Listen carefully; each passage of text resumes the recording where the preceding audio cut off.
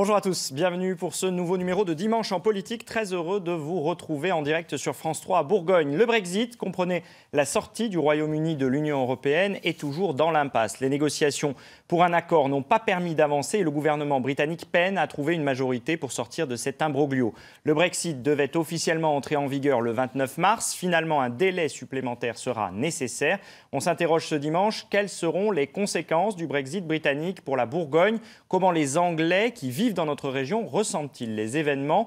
Quelles conséquences cette rupture historique peut-elle avoir sur les Britanniques en Bourgogne et sur les entreprises de la région qui commercent avec la Grande-Bretagne, particulièrement pour les vins de Bourgogne, bien sûr. On en débat avec nos invités. Greta Scott, bonjour. Bonjour. Vous êtes étudiante britannique sur le campus dijonnais de Sciences Po Paris. Merci d'être avec nous. Philippe Gomis, bonjour. Bonjour. Vous êtes délégué régional de la Chambre de commerce et d'industrie franco-britannique. Vous êtes franco-britannique vous-même. Pierre Jarnel, bonjour. Bonjour. Vous êtes directeur général de la Fédération des négociants éleveurs de Grande-Bourgogne, concerné évidemment au premier chef par ce Brexit du point de vue des échanges commerciaux. Merci à vous d'avoir accepté cette invitation en ce dimanche matin. Vous qui nous regardez, vous pouvez bien sûr commenter cette émission en direct sur les réseaux sociaux avec le hashtag #DimpolBourgogne. Alors, avant d'aller plus loin dans le débat, je vous propose ensemble de regarder ces images. C'est l'actualité.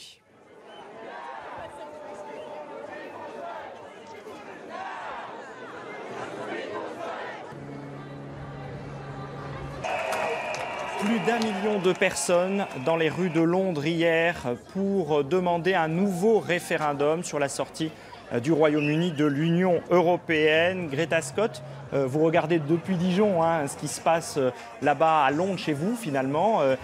Quel est votre regard sur ce rassemblement impressionnant, cette marée humaine hier? En fait, si j'étais au Royaume-Uni, je manifesterais, c'est sûr. Mais en fait, il faut se rendre compte que 1 million de personnes, ça ne change pas le résultat d'un référendum. Mais quand même, ça veut dire qu'il y a pas mal de gens qui sont contre le Brexit, au moins veulent encore une fois l'occasion de s'exprimer. Est-ce que vous avez un regard différent depuis que vous résidez en France? Ou est-ce que c'est la même chose? Ou est-ce que vous avez aussi une conscience finalement de citoyenne européenne quelque part depuis que vous vivez en France? En fait, quelque chose que j'ai constaté est que, en France, au moins j'ai l'impression que les gens se sentent plus européens qu'au Royaume-Uni. Vraiment, il y a un manque d'identité européenne au Royaume-Uni. Et je pense que probablement ça c'est ce qui a changé, dans mon opinion. Parce que je pense que le fait qu'on ne soit pas européen, ça change notre façon de penser à l'Union européenne. Et ça a rendu la décision de quitter l'Union européenne beaucoup plus facile pour beaucoup, je crois. Philippe Gomis, comment vous regardez ça? Votre épouse est britannique, vous-même vous êtes franco-britannique, vous avez une entreprise là-bas? Mon épouse est française. Oui, j'ai une entreprise ici en France. Je suis aussi délégué des examens de l'Université de Cambridge, donc j'ai un pied sur les deux pays. 1 million de personnes dans la rue et une manifestation qui s'est très bien passée, déroulée dans le calme. C'est bien de le souligner aussi. Voilà, ne représente pas 14 millions de personnes. Voilà. Il est normal qu'il y ait de la frustration.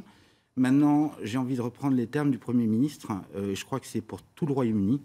Enough is enough. Stop. Il y a eu un référendum. Je pense qu'il est maintenant temps peut-être de tout s'employer pour essayer de faire au mieux possible respecter le vote. Mais voilà, il y a, c'est normal, de la frustration du camp des Remainers. Il y en a actuellement aussi du camp des Brexiters, des Leavers. Oui.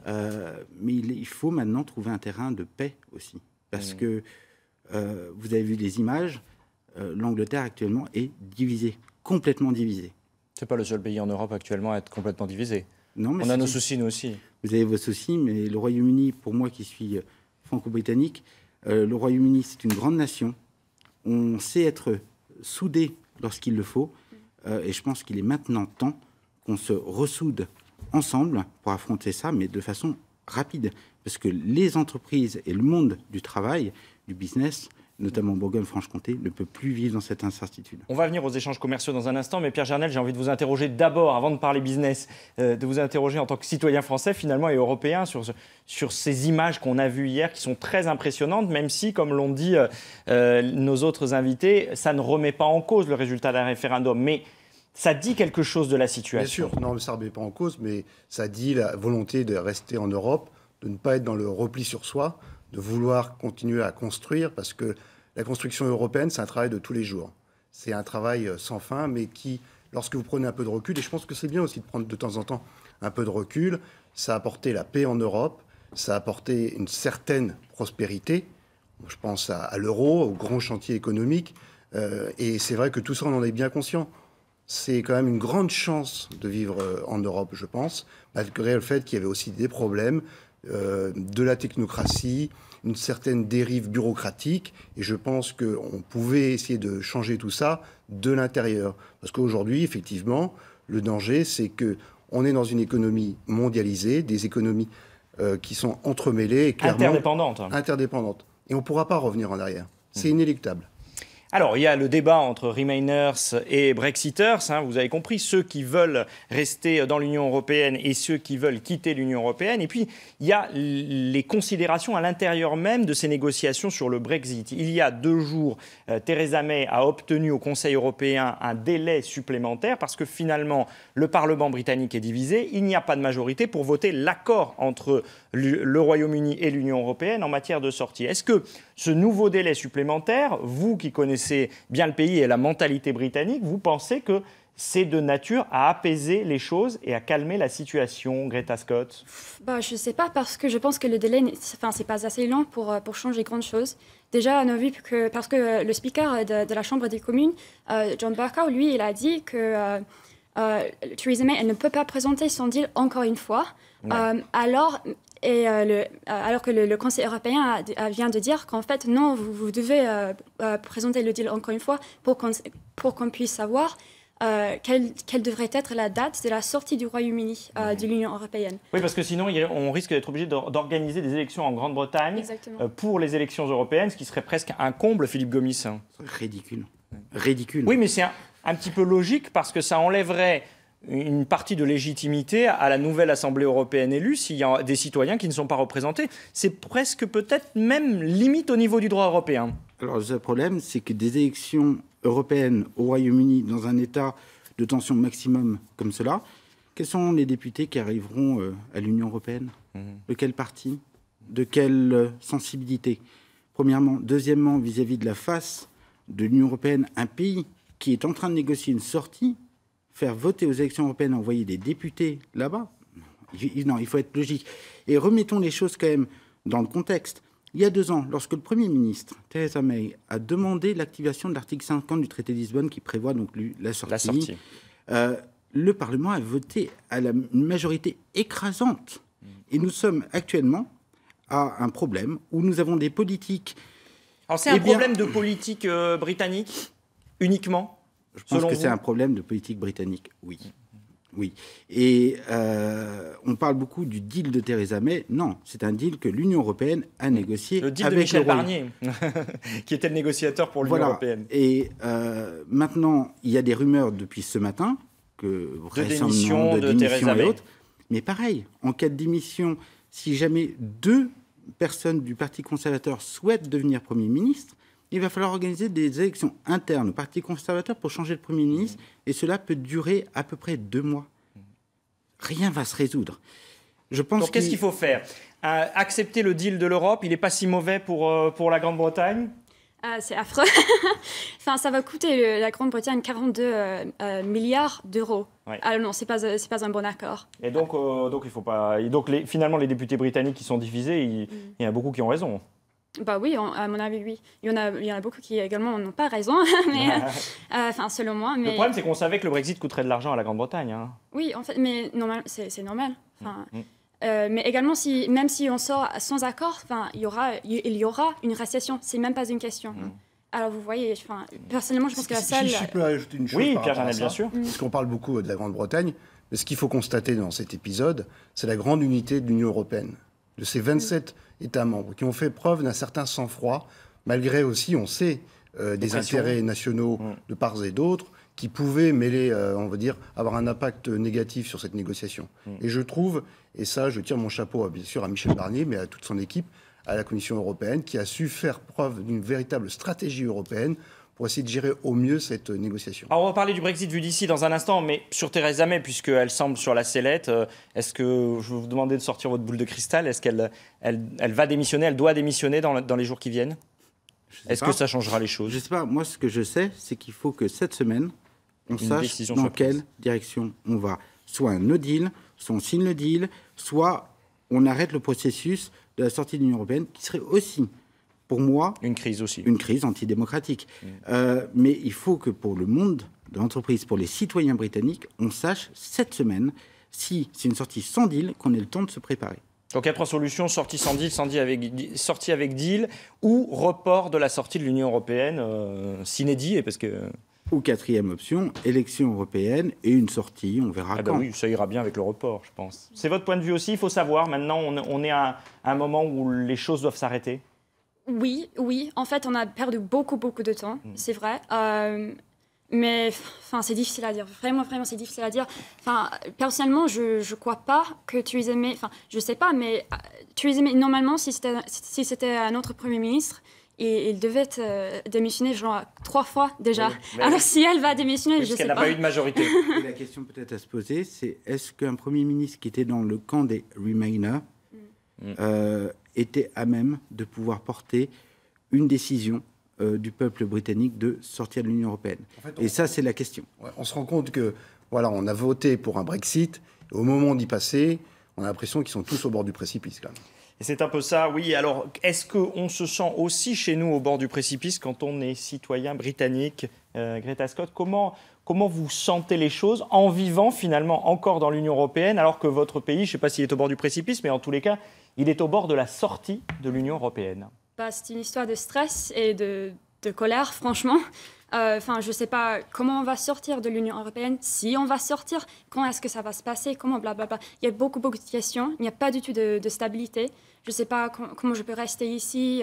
Oui, et en fait, je suis si stressée qu'une fois à minuit, j'ai envoyé un texto à mon ami français pour lui demander comment on peut obtenir la nationalité française. Alors, vous voyez Déjà, alors que vous êtes là depuis combien de temps? 6 mois. 6 mois, voilà, déjà. Et vous imaginez que pour les étudiants, britanniques qui viennent en Europe étudier, on sait bien que les étudiants britanniques vont aussi ailleurs étudier, ils ne vont pas qu'en Europe, mais pour ceux qui viennent en Europe étudier, ça changerait les choses? Vous, par exemple, hors Union européenne, vous seriez venu à Dijon étudier? Je sais pas. Oui, probablement parce que j'adore la France. Ouais. Mais ça aurait été plus compliqué. Oui, c'est sûr. Et ça va être plus compliqué parce que déjà, je sais, au moins à Sciences Po, à Sciences Po, les frais de scolarité sont basés sur si on est membre de l'espace économique européen ou pas. Alors après, mes frais de scolarité vont augmenter jusqu'au maximum. Et même si ça vaut à peu près le même prix que le prix de scolarité au Royaume-Uni, lorsque je suis ici, je ne reçois pas d'aide, je ne reçois pas un prêt étudiant du gouvernement britannique.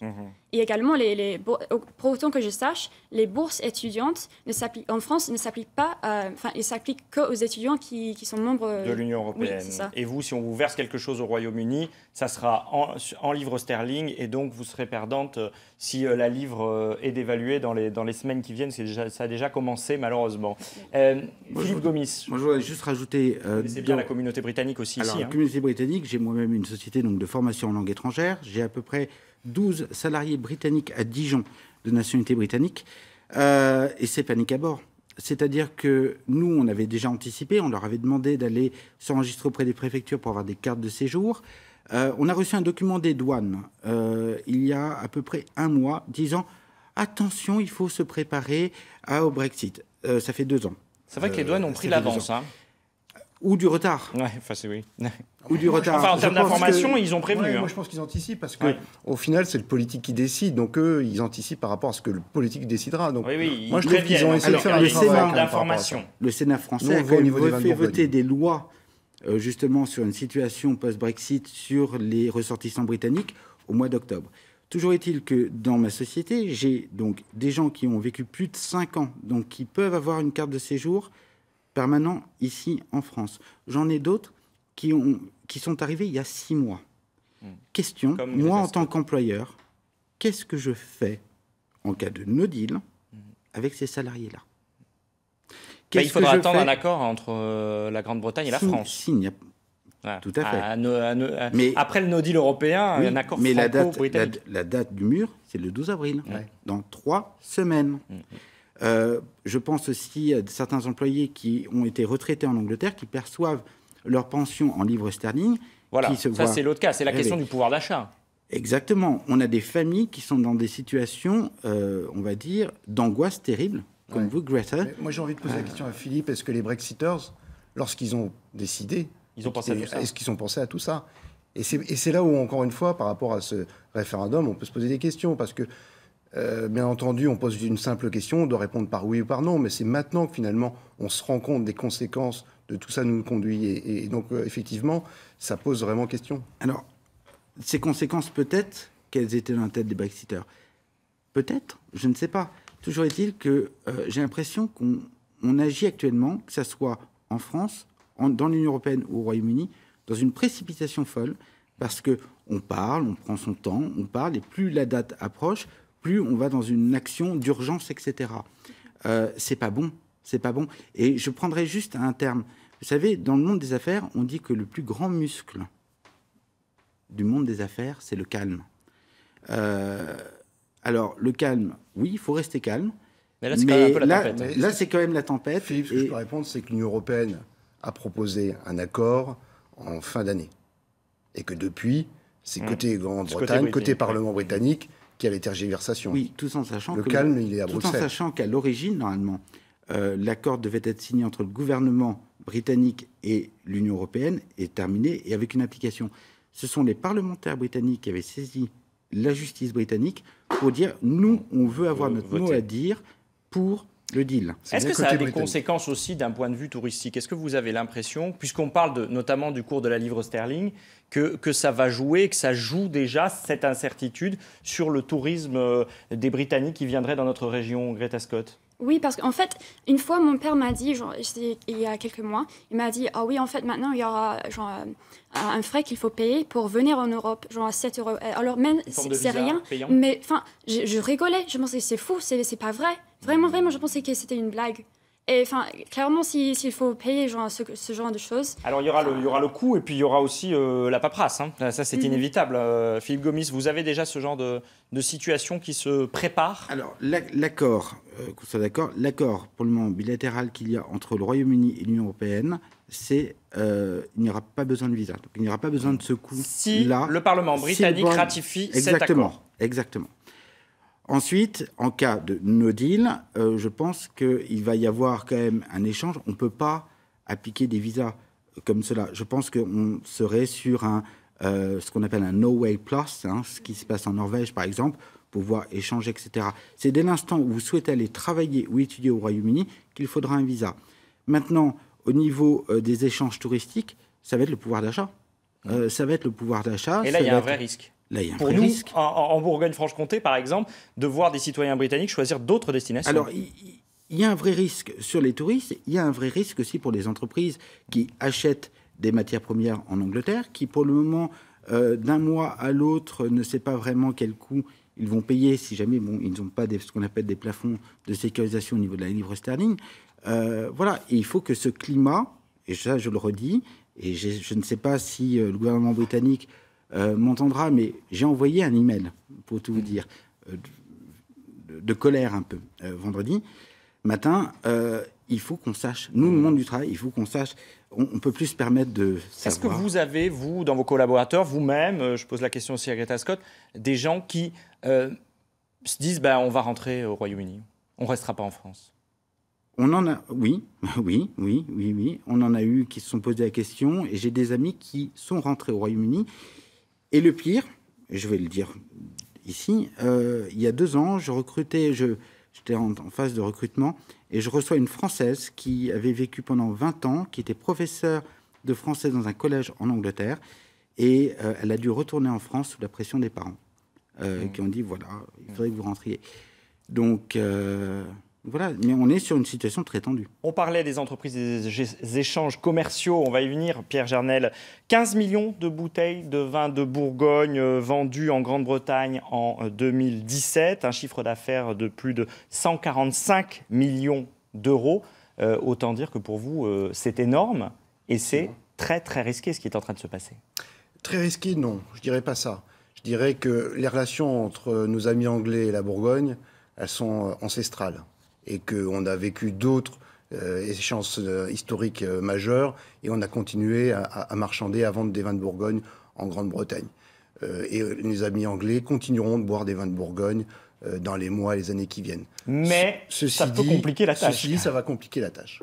Ça va compliquer la tâche d'un point de vue technique, logistique, et c'est déjà le cas puisqu'il y a déjà des anticipations. Alors j'ai envie de dire que les anticipations font que le business pour le moment est pour l'instant ça va. C'est-à-dire que en fait, du côté de la Grande-Bretagne, on fait des stocks de vins de Bourgogne, c'est ça? On fait des stocks en prévision, de vins de Bourgogne. Un peu comme en temps de guerre, ce qui est assez incroyable. Enfin, en temps de guerre, c'est pas forcément le vin qu'on stocke, mais je veux dire, on fait des stocks.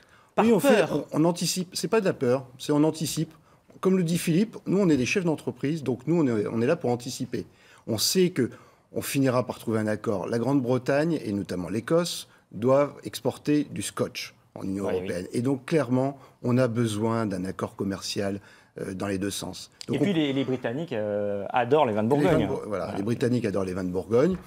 Ceci dit, on sait que s'il y a un no deal et s'il y a un vrai Brexit, je pense que la Grande-Bretagne pourrait vouloir relancer les relations avec les anciens pays du Commonwealth. Et forcément, il y a ce qu'on appelle, nous, dans le jargon du vin, les pays du Nouveau Monde, l'Australie, la Nouvelle-Zélande, qui sont déjà très présents en Grande-Bretagne et qui font des vins qui nous concurrencent. Je pense notamment au Pinot Noir de Nouvelle-Zélande. Et là, clairement, on sait que, notamment sur les entrées de gamme, il y aura une concurrence accrue parce qu'il y aura peut-être des droits de douane différenciés qui feront qu'on pourrait être pénalisé. Qu'est-ce que vous craignez, justement? Est-ce que vous craignez des droits de douane, donc finalement un coût plus important pour livrer, exporter votre vin en Grande-Bretagne? Oui, c'est un coût et puis de la réglementation, on va dire, de la complexité administrative. Sachant que la Grande-Bretagne, c'est le deuxième pays, c'est 15% des exportations, donc c'est un pays majeur. Ce qu'il faut aussi savoir, c'est qu'il y a les vins qui sont consommés en Grande-Bretagne, mais il y avait aussi une activité de vins qui sont réexportés de Grande-Bretagne vers d'autres pays. Et ça, je pense que cette activité risque de disparaître assez rapidement. On a vu du Chablis. Hein. Pour les vignobles du Chablisien, c'est là carrément le premier pays d'exportation. Chablis et un peu moins Mâcon sont très exposés en Grande-Bretagne. Donc effectivement, l'impact pourrait être un petit peu plus important. Mais encore une fois, la stratégie d'exportation des vins de Bourgogne, c'est la diversification. Diversification vers tous les pays majeurs consommateurs de vin. Je pense aux États-Unis, je pense à l'Asie, je pense aussi aux autres pays de l'Union européenne. Donc on va dire que le risque, il est encore mesuré. On est vigilant, mais on n'a pas peur. Vous n'avez pas peur. Philippe Gomis, est-ce que vous sentez que cette incertitude peut faire du tort aux vins de Bourgogne? Il y a cette incertitude, c'est le premier point. Il y aura effectivement ce qu'on disait, la complexification administrative. Et puis la troisième chose, c'est encore le cours de la livre sterling, parce que le vin français pourrait coûter plus cher aux Anglais. Alors oui, maintenant, si on prend un secteur qui consomme les vins de Bourgogne en Angleterre, voilà, je pense que vous avez les chiffres, c'est quand même une frange de la population britannique, et je pense que cette frange-là continuera à acheter quoi qu'il aille. Même si la bouteille est plus chère. Oui. Oui. Sur ces produits bien spécifiques, et notamment du terroir de la Bourgogne, il y aura pas forcément une baisse drastique de la consommation. Peut-être qu'il y aura moins de consommation, mais les Britanniques continueront à acheter. Voilà. Mais j'en profite aussi pour répondre à Pierre sur une interrogation qui portait tout à l'heure sur l'Union européenne et sur le monde des affaires. J'ai l'impression aussi que dans les médias, Brexit veut dire anti-européen. C'est-à-dire que les Britanniques, on a cette image maintenant d'anti-européen. On veut absolument sortir de l'Union européenne et on n'a plus besoin de commercer avec l'Union européenne. Vous avez toujours donné l'impression d'être un peu des Européens à part, on va dire ça comme ça. Des insulaires, je dirais. Exactement. Et donc ce référendum a eu lieu. Non, le Royaume-Uni, et ça doit être très clair, on est profondément attaché à l'Union européenne au niveau des échanges commerciaux, au niveau de ce qui a été le fondement de l'Union européenne. Juste le business, quoi. Non, il y a le business, mais après, il y a tout ce qui va être autour de la culture, des échanges également avec les universités, etc. C'est ça. Pardon ? C'est du pragmatisme. Pragmatisme britannique. C'est le pragmatisme britannique. Le flame. Non, c'est encore plus que ça, parce qu'il y a vraiment des échanges. Et je pense que le gouvernement l'a redit, c'est pas parce qu'on va sortir de l'Union européenne qu'il n'y aura plus d'échanges. Il nous reste peu de temps dans cette émission. Pierre Gernel, vous, qu'est-ce que vous attendez de la semaine qui arrive? On parle de la démission de Theresa May. De la clarification. La clarification, il faut maintenant aller dans un sens ou dans un autre, mais il faut y aller. On ne peut pas rester comme ça.